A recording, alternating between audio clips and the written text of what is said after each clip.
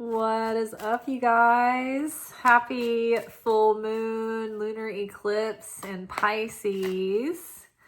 I didn't get to see the moon while it was orange. By the time I saw it, it's just really bright blue, bright white. So I'm gonna go look at it in the backyard here after our video. We're here for our weekly energy oracle forecast. Just taking a look at the week ahead to see what kind of energy we will be living and moving and having our being in. I will say this, I did my own personal reading this morning for the week. I do a reading for myself every week. And the theme that was coming forward the strongest was about the flotilla headed to, I can't wait to look to see about all the news clips for the day, because I think that the Barcelona group met up with the Tunisia group today, and now they all joined on the day of the eclipse to head to their destination to help the people that they are trying to deliver humanitarian aid to. Forgive me, I'm trying to be vague for the sake of getting this video out to people who can hear it, and I think we all know what we're talking about. So but yeah, so the reading was talking about like the unity of humanity that is happening right now because of this truth coming out and being revealed, and the story of this struggle finally, like the real clarity of it is coming through, and people are starting to understand, and it's come to a breaking point, and it's waking people up. And the thing is this catalyst though is the response is that there's such a wave of love and unity coming through with mankind, the people who are seeing eye to eye and in agreement. And the fact that this is motivated by love, the fact that it is requiring self-sacrifice and courage and acceptance that we may not know how it's going to play out or how things are going to go. There's no guarantees, right? No real guaranteed material certainty. And yet this is what certainty looks like, you guys. When we talk about the concept of certainty, these people may not say they believe in God, but they believe that goodness is with them, prevailing over evil. And that even in the face of threats, even in the face of an oppressor and an enemy that has global like levels of power and might behind them, these Davids are standing up against this Goliath, and they are pulling together in unity and in courage, and they're sacrificing, they're putting themselves on the line.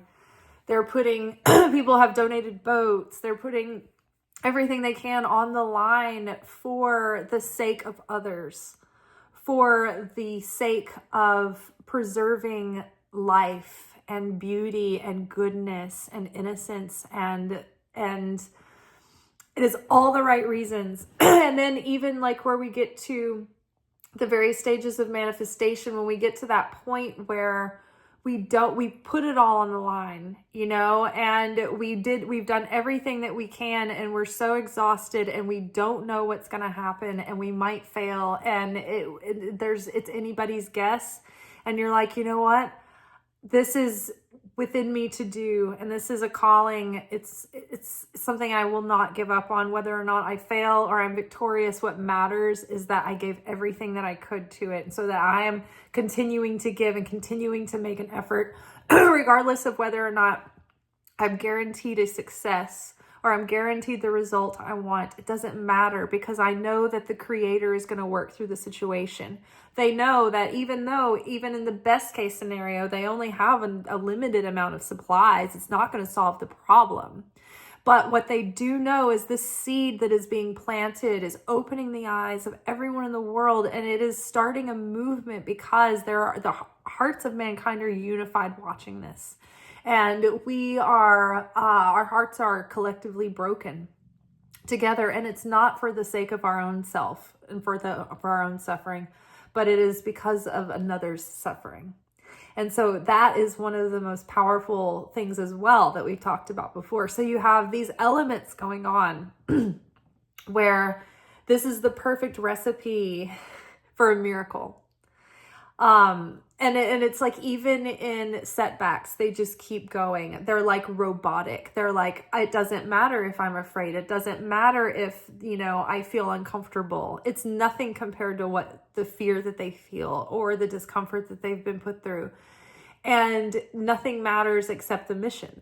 And the mission is driven by love.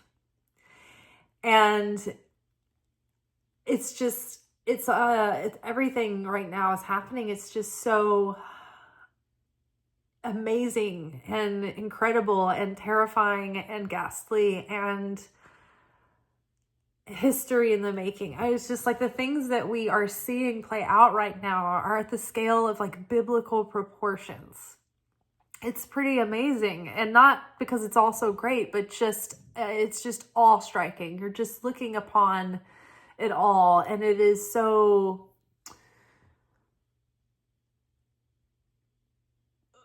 gargantuan in scope and in size, and it's just, there's not enough words to describe it properly.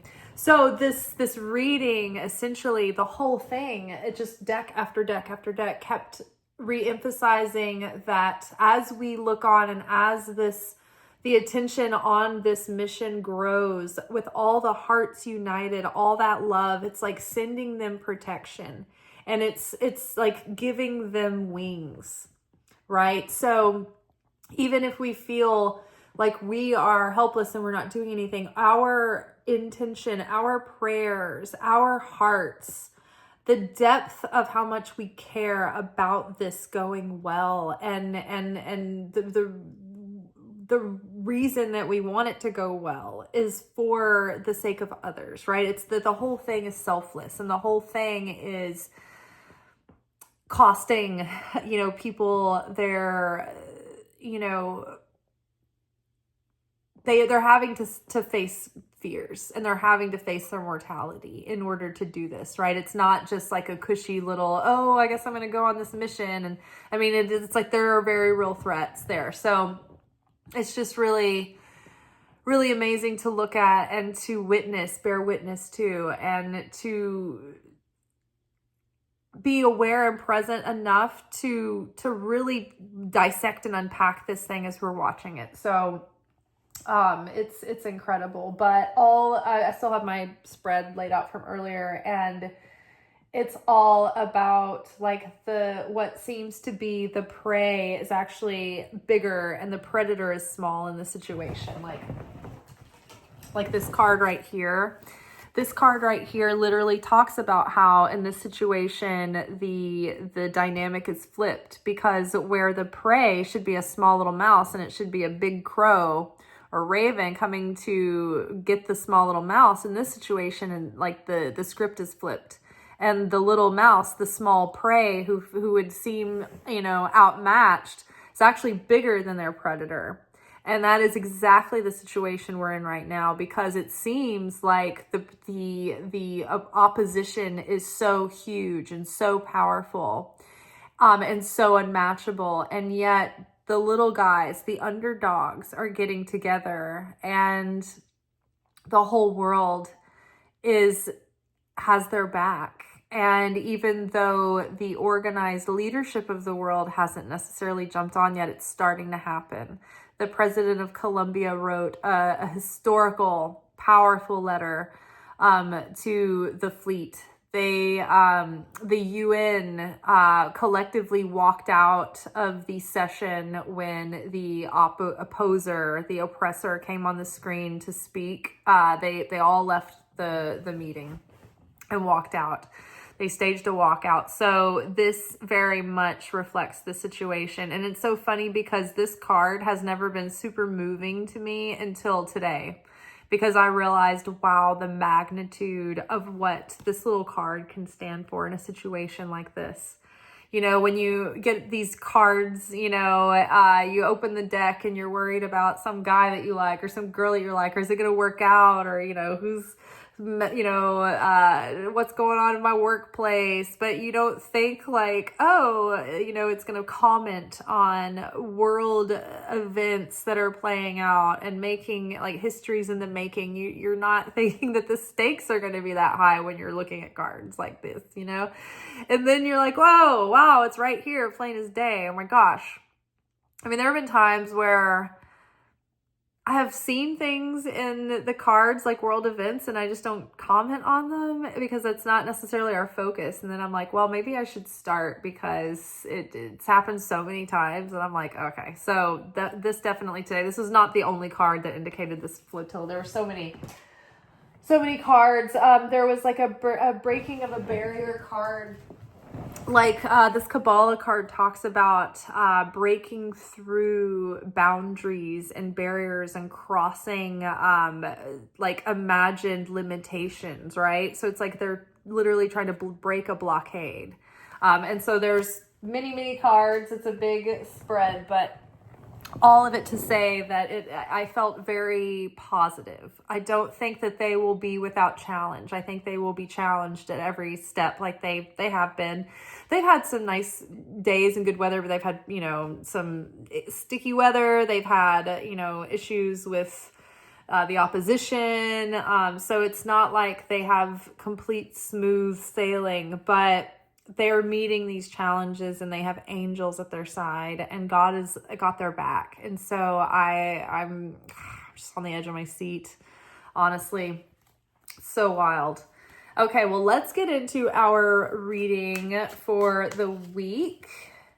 The energy of the Torah portions this week are talking about like the power of our appreciation and how appreciation can cancel out judgment and laughter can cancel out judgment. I think that I started to talk about laughter and its power last night, and it was that laughter can instantly cancel out judgment. But appreciation as well. It's a very protective energy to put around us. So the ego, love it. So we are in Virgo season and we are in the depths of self-analysis, looking back and doing that atonement and repentance, right? But we also have to be careful because the ego is like, ooh, I love times like this. I can really beat myself up. And so it can be overly critical and overly harsh and overly stern. And so you can find, you know, yourself slipping into the negative side of Virgo and sort of being a little bit too perfectionistic with other people and being overly critical or overly harsh or judgmental, and maybe towards yourself as well.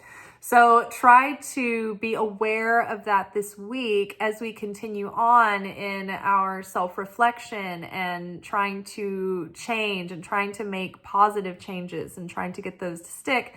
Don't be too hard or cruel or mean to yourself, right? There's a difference between, I think, being firm and having good discipline and being just really overly too hard on yourself. So watch out for the ego this week. It's definitely going to be setting booby traps because this time of year it's like that. We're creeping up on Rosh Hashana. And so the opponent is like trying extra hard to build his case against us for Rosh Hashana, which is our spiritual judgment day. It's also our birthday. The birthday of all mankind is Rosh Hashana. And that's also the day that the Satan got his job to be our never-ending opponent, just always crouching at the door, waiting for a gap to get in. And so we have to watch out for that this week. In fact, last week, it was like right when Teshuvah started, I think it was maybe the day of the new moon, a snake tried to get in my back door. Like, you can't make this stuff up. And I was like, okay, fear is going to be crouching at the door every minute, especially this month, trying to trip us up so we can't truly heal, so we can't truly break generational curses and break chains. We're trying to break free of old limiting negativity so that when we are getting our new soul for Rosh Hashana, that we're not still attached to old anchors that keep us stuck in the past. All right, we have embrace. So embrace moments this week where, your ego might get a little tickled. You might start feeling like, oh, am I getting triggered? Is something happening that's activating me? Like, what is happening? Is this a test? So really embrace those moments this week so that you can watch your reflexive responses. What is that reflexive response? Right? What did it used to be? Is it changing? Is it evolving? Like, are you doing better? Are you at least able to catch yourself before it's too late? Or are you being quicker at recognizing when you're going into a pattern? Like, progress is progress, right? And we're never going to be completely healed and all done. So, every little bit counts. We can celebrate our wins. So we are embracing these opportunities, not bemoaning them, because they're happening for us, not to us. And they're happening for us so that we can see these things and bring this negativity to the surface so that we can disempower it, right? When you notice that you are on autopilot reacting to something a certain way, and then you catch yourself and you realize that you're doing it, you usually are like, oh, I don't want to do that. I'm not a robot. I'm not on autopilot. I have a choice. And so it's like when you start to notice that you have a pattern of doing something, like, oh, I don't really want this. Like, what am I doing? It's like when you make it a point to try to spend less time on your phone. And then you start to notice how often you go to reach for it. And then you start to question yourself, why am I reaching for my phone? Do I need to check a message? Do I believe that the love of my life has suddenly shown up in my stories and this is how we're gonna meet? Do I need to really look on my phone for anything right now? Or am I just reflexively reaching for it, right?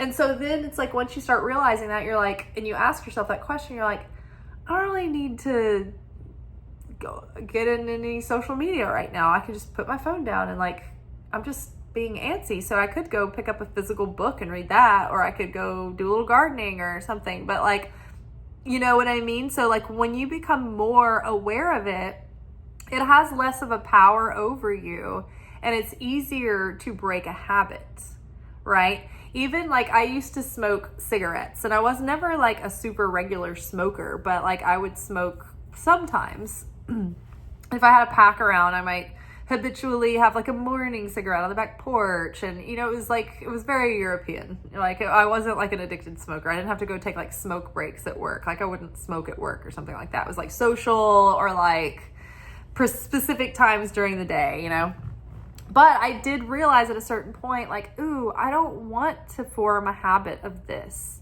I don't really want to continue to be a smoker. I don't want the long-term health effects and the beauty effects that it's going to cost me. And so I was trying to quit, but and I wasn't addicted, but I did have a habit and it was something enjoyable that I enjoyed. And so I was having to shift my perspective around it because I was it's hard to break this because I enjoy it, right? And so there was nobody else around, my boyfriend at the time. He also smoked. So there was nobody being no, we shouldn't do this. So I prayed that God would help me be repulsed by the cigarettes. And that I would suddenly just be so grossed out by the smell that it would be I wouldn't be able to deal with it. And I would be grossed out by the taste and it would just become repulsive to me. And it did, and it worked. And even now when I'm out drinking occasionally and I'm man, that kind of looks good. I could go for a cigarette. And you have one and you're it may be all right in the moment. Sometimes it's absolutely disgusting. It depends on what it is. But after the fact, it's ugh, why did I even do that? Ugh, that was gross. It's never been the same again. And I love that because it's Jesus said, ask of anything and it'll be given to you if you believe and you're grateful about it. But yeah, anytime you're asking for God to help you become better and overcome a negativity, that's when those are the kinds of prayers that get answered, right? We so many times ask in prayer for something to be given to us or delivered to us, or for something to change and take on the conditions that we want it to. But really, those aren't always effective because we're bypassing the process in the middle, right? There might be a reason or something that needs to be discovered or learned or healed or changed or transformed before we get from A to B. And so just wanting to bypass all the middle stuff, it's like saying, okay, I know that we planned a family road trip, but I'd rather just skip to the destination. And it's like, well, what about all the roadside attractions we did and the neat little parochial stuff we saw along the way? Like, that was half the trip, and we just skipped forward to the last couple of days at the resort, and now we don't have all those memories from the car, right? So that's what our prayers are doing a lot of the time, because a lot of times we pray for things that we think that are the answer. We pray to get out of the uncomfortable situation. We pray for it to all be over, but like, we haven't had enough time for it to do its work on us, to awaken any new consciousness or to go through a process. We're just like, I don't want this discomfort. Take it away. And it's like, well, be deeper, be stronger, be, someone who's enlightened and doesn't need a process, like, right? So a lot of times what happens is the more powerful prayers is to say, Creator, dear God, this thing that I desire, I do want this, but help me understand what I need to do or heal in order to merit revealing this light in my life. How can I earn this through this process? When we're proactive, it's a lot easier than when we are avoidant and the universe has to come after us, right? So it's like, okay, instead of praying for my soulmate, please send me my soulmate, it's like, I pray, dear God, help me become the kind of woman who can merit having a soulmate level relationship, right? Because then you're not just bargaining with the universe like you're sending off for something from a catalog, right? You're like in this relationship as an active participant. What value can I bring you, universe?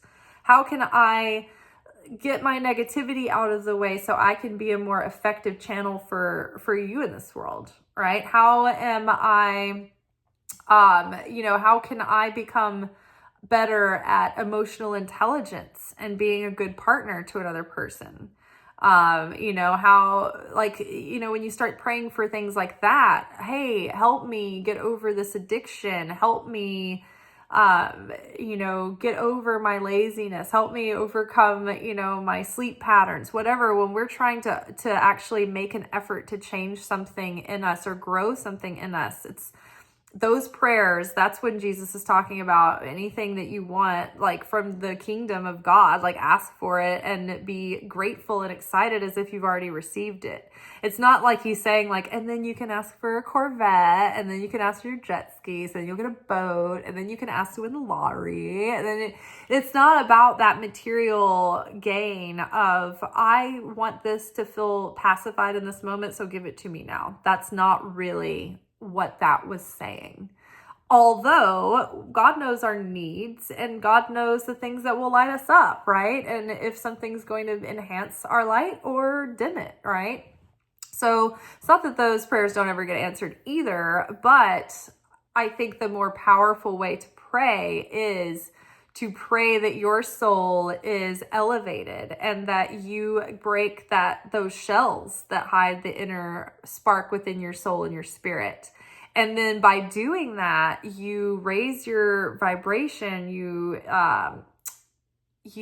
clarify your native authentic frequency, and then you start attracting things in that are matching that frequency. Whereas if you just skip the part where you do any healing or any awakening or any elevating your consciousness, then you're the same person you are with all the same hangups and all the same patterns, and you're attracting things in, but they're not going to be sustainable. They're not going to stick because you're not vibrating at that level. And so it's going to be dissonant. There's going to be dissonance. So you can't hold on, right? So when these things, don't bemoan the process. When we're in these times of, a little bit of extra challenge, these are like our bonus times of year, because it's in the midst of challenge, when things aren't certain and we don't have a guarantee and they aren't comfortable, when we actually have to overcome ourselves a little bit to do something, like overcome a fear or overcome our laziness or overcome financial stress or whatever, and stretch ourselves a little bit. That's when the miracles are revealed. That's when real change happens. That's when we are actually transmuting darkness from the scale of the cosmos and putting light back on the other side of that scale. So embrace this week, even if your ego is like pushing back and resisting and wanting to, like dismiss and reject what's happening and have a comment about it, and my ego is not liking this.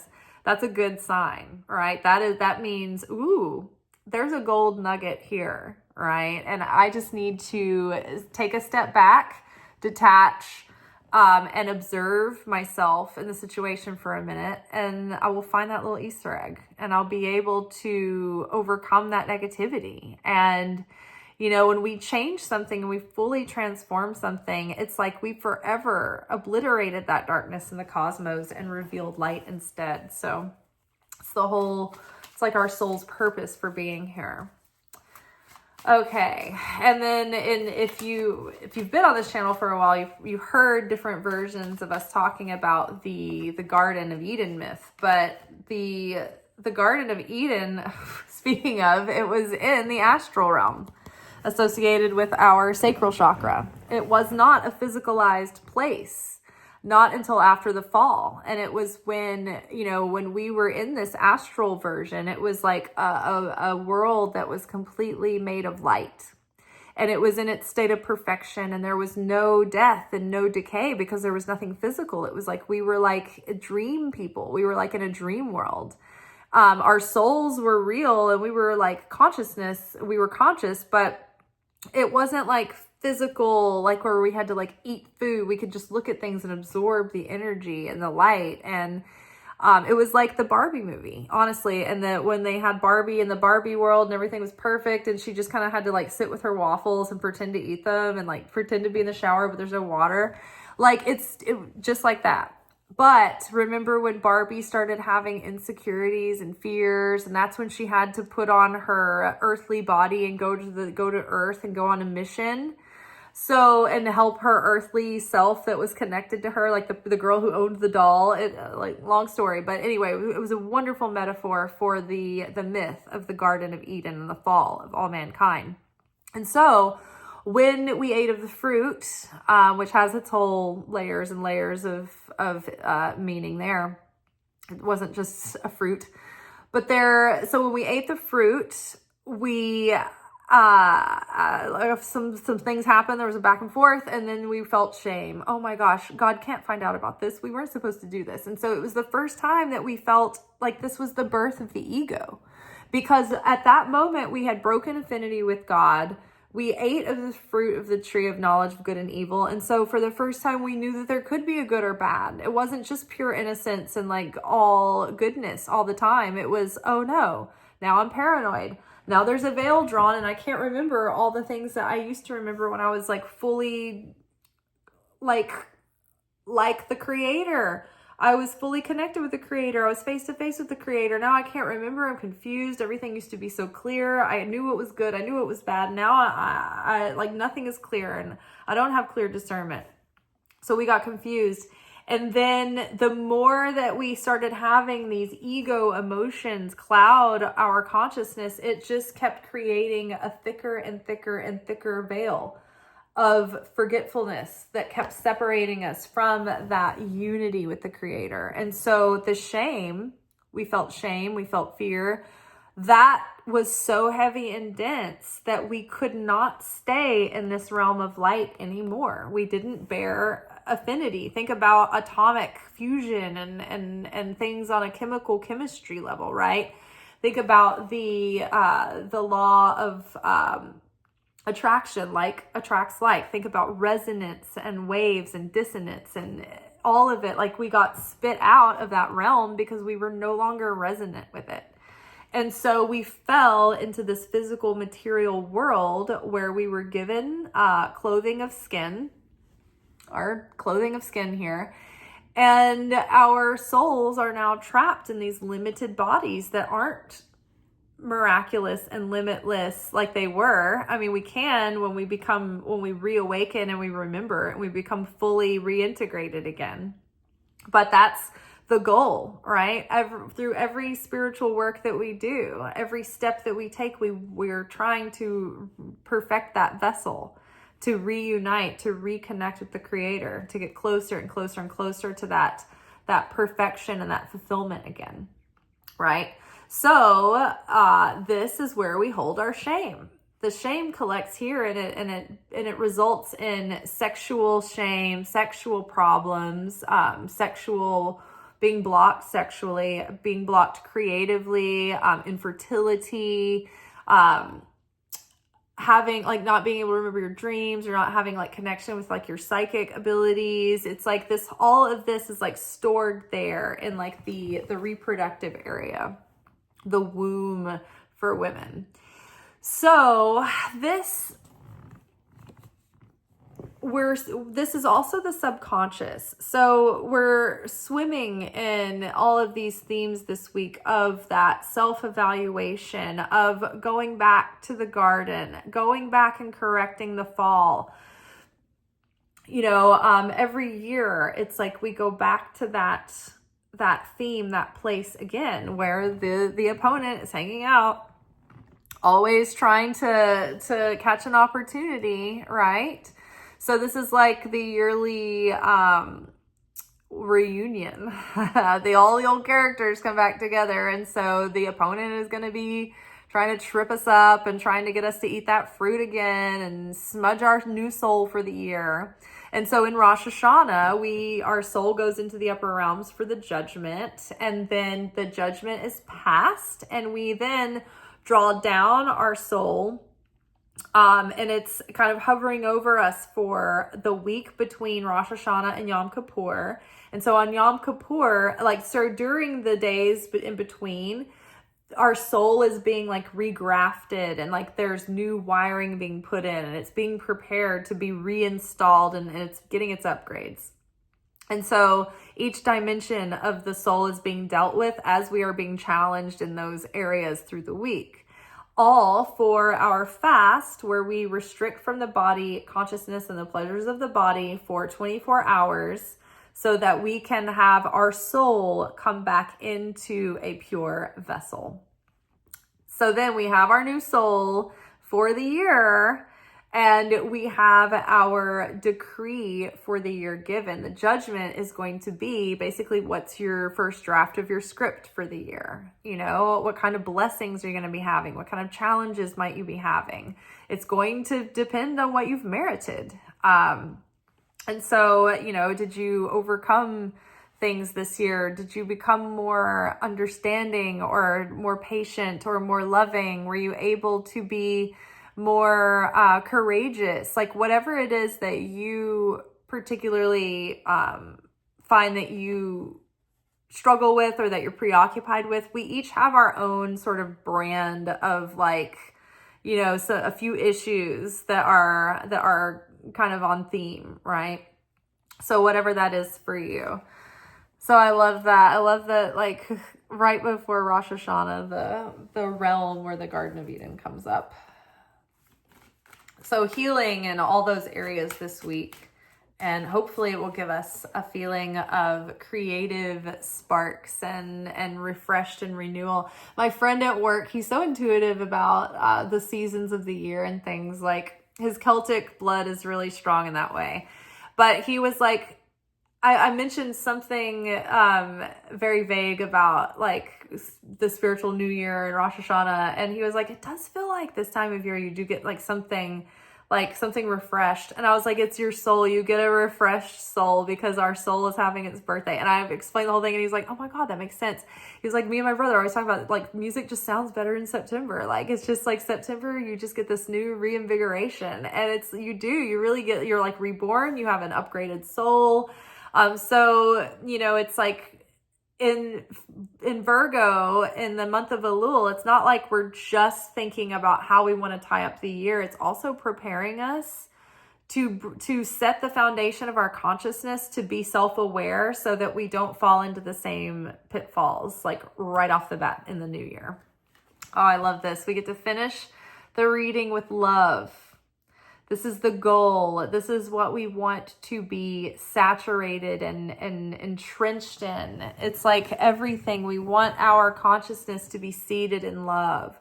We want our eyes to have rose-colored lenses of love. And not to say that we are toxic positive, but I think that love sees truth. And love can call out when it needs to, and love can be strong and bold when it needs to be, but it's always coming from a place of wanting to build something up and wanting to nurture something and wanting the best and highest good for something. So love will conquer all, and this is agape love. This is divine, unconditional love and brotherhood and unity. Remember, we talk about this concept, and this is kind of the last thing I'll say before we go, is that when we have unity, that creates protection, blessing, and miracles. And when we are divided and in separation and division, that cuts us off from our miracles, and it kind of leaves us exposed to chaos and negativity. So as we all join our hearts, as we watch the global mission for humanitarian aid, we give them power through our prayers because of the shared love that we all have. And the seed level of this, all the motives behind this, everything is coming from love. Love is enduring. Love is giving them the perseverance. Love is giving them the determination. Love is giving them the courage. Just like nothing I've ever witnessed or read about. I mean, yes, read about like in Bible stories, like the march around Jericho that broke the walls. So this feels like that, it feels like that. And when people, in times have become secular and they think like, oh, they're looking at the Bible in such a literal way, or they're like, well, it's just symbolic, so it's not really relevant, or it's too literal, so then it's really not relevant. And it's like, but here we are in this moment where like something like that, it's like, it feels like the Bible is literally playing out in this moment. Whether or not we think it's literal or symbolic or whatever, it is lots of things, but it definitely feels like there are biblical themes and stakes at play right now.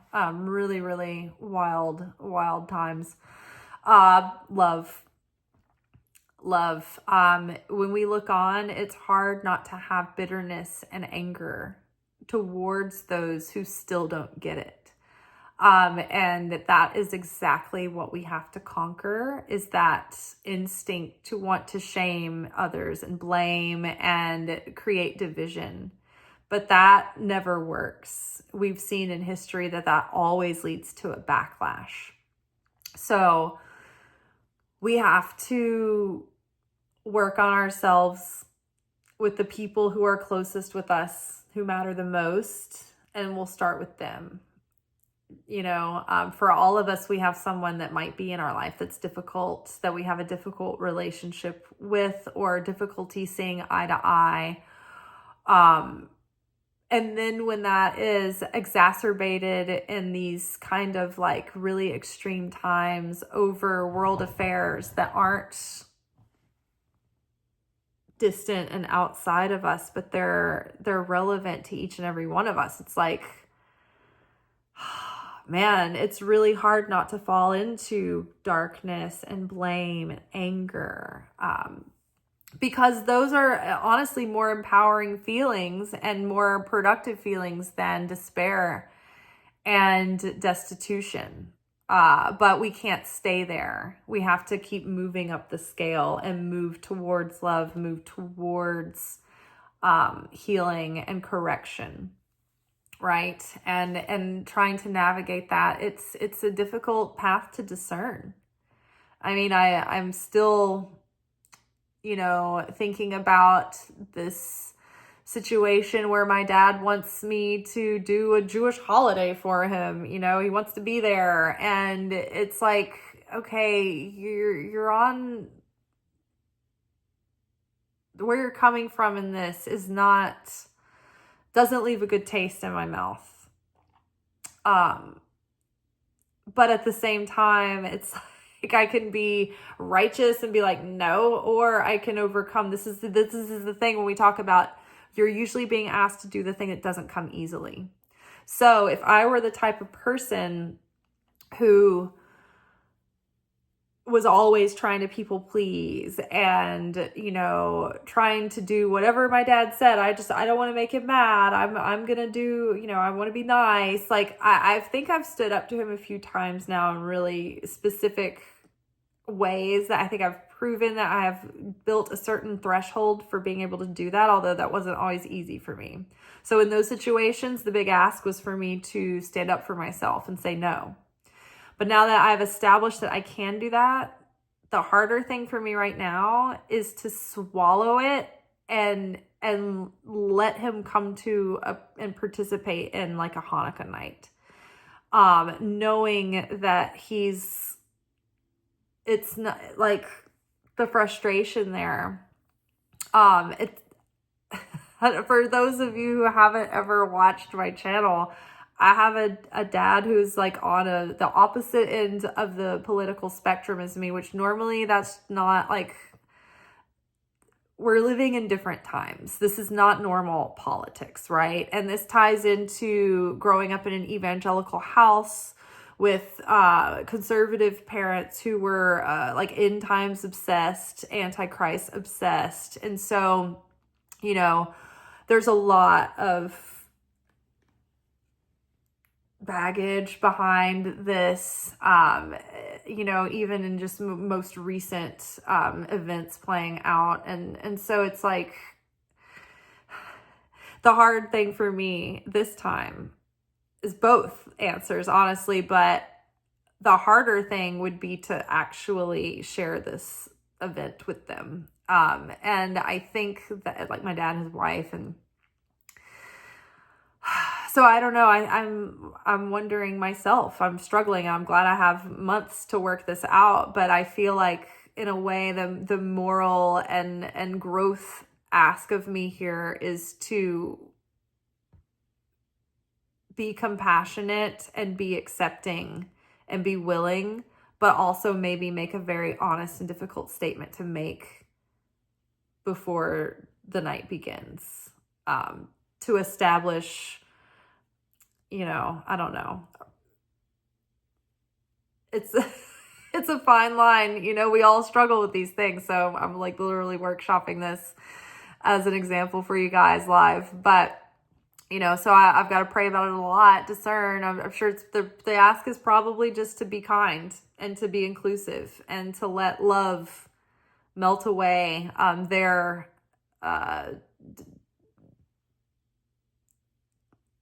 the darkness that keeps them from seeing the loving perspective. And maybe in their mind, they think that they're being loving and doing the right thing. Usually people do. Usually people think, even if they're completely deluded, that they're doing something that is right in their mind. So letting love lead the way. And it's not always easy to do that. All right, y'all, that is all for tonight. I will see y'all tomorrow for our weekly anchor message, where we will be getting our spiritual assignments for the week. So this is the energy we'll be in. Tomorrow we'll be more specific about the themes that we will be dealing with as far as our like spiritual lessons for the week. All right, peace.